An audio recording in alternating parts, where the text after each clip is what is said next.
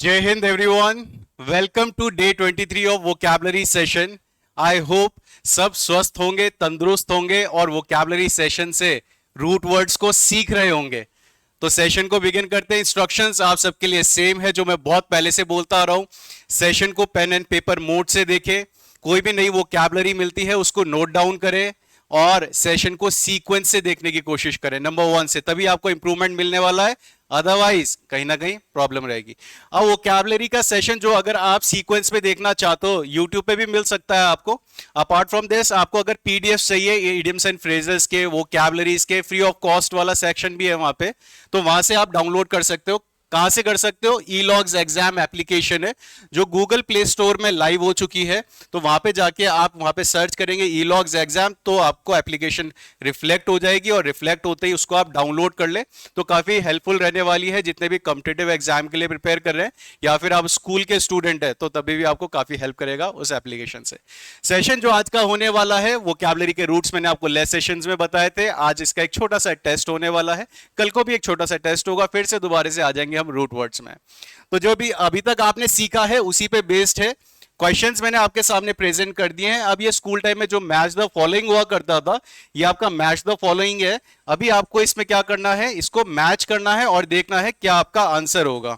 ठीक है, जल्दी से मैच करें।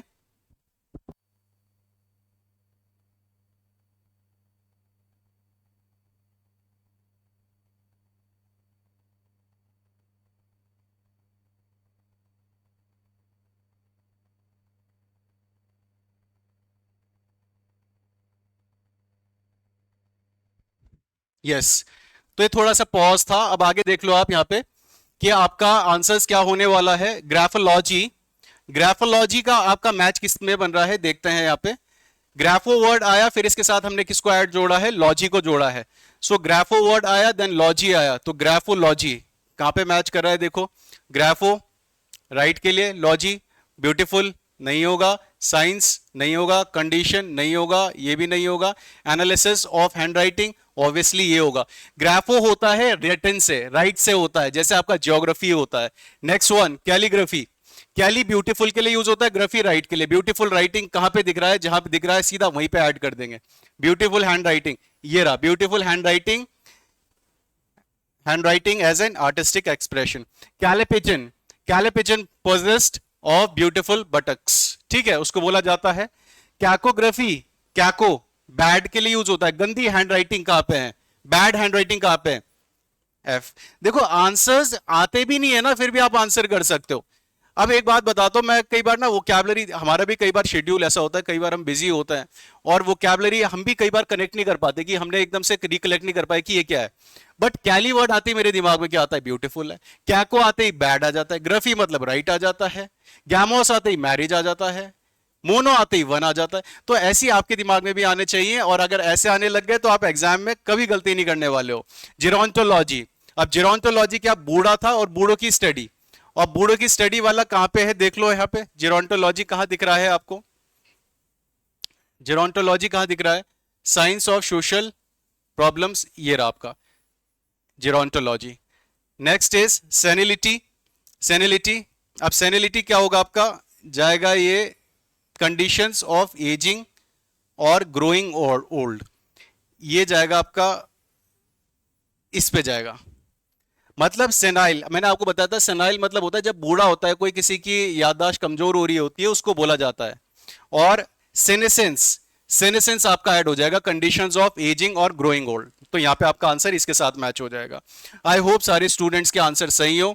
और अगर आपको ना बेटा कोई वोकैबुलरी ऐसी दिखती है जिसको आपको लगता है कि ये हमें नहीं आती थी, उसी टाइम कमेंट बॉक्स पे टाइप कर दो। वैसे तो मैं आपको पेन एंड पेपर मोड में बोलता हूं, बट आपको जैसी ऐसी कोई भी चीज देखने को मिलती है उसको नोट डाउन कर दिया करो। देखो मेरी भी अपने टाइम में एक हैबिट रही है, कभी मूवीज देखने जाते थे या फिर कभी कोई सीरीज देख रहे हैं लैपटॉप में भी, कोई नया फ्रेज सुन लिया, कोई नई वोकैबुलरी सुन ली, तो मैं पॉज करके उसको कॉपी करता था, और मूवी हॉल में तो मोबाइल में कॉपी कर लिया।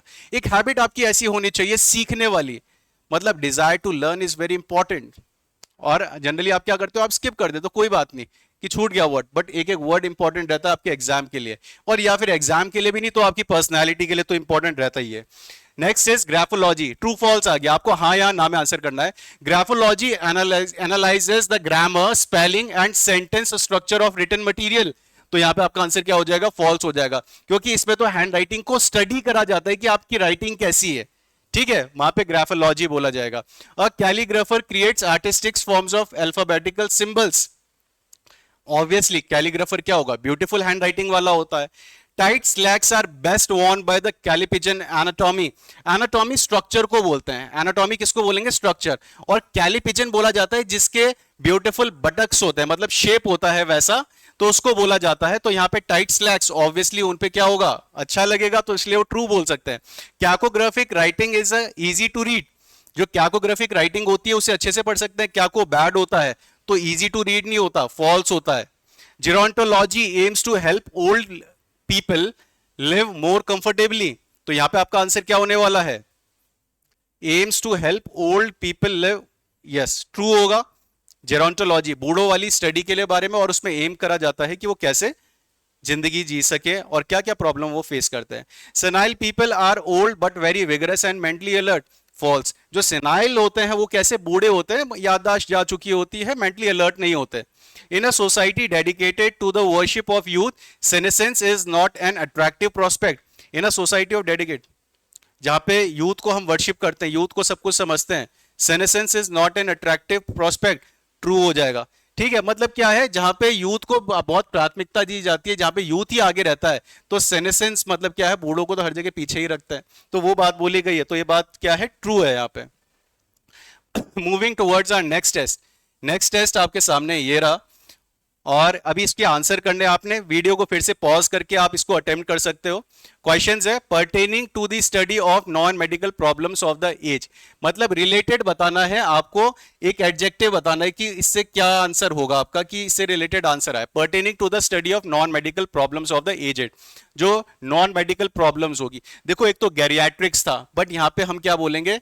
जेरोंटोलॉजिकल, जेरोंटोलॉजिकल, जेरोंटोलॉजिकल। अगर आप सबका ये आंसर है तो सबका करेक्ट है। ग्रोइंग ओल्ड, अब देखते हैं कितने याद कर पाते हैं ग्रोइंग ओल्ड का।